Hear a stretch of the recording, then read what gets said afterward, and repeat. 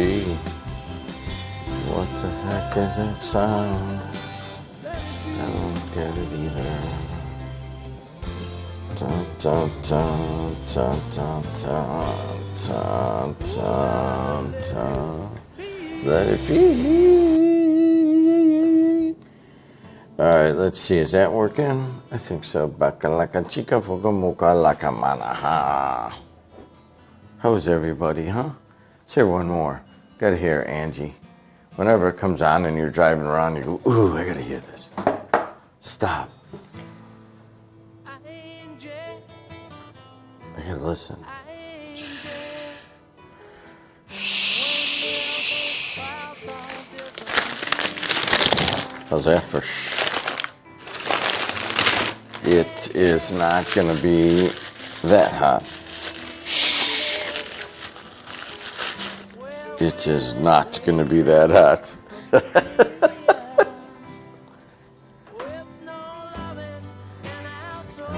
Here you go.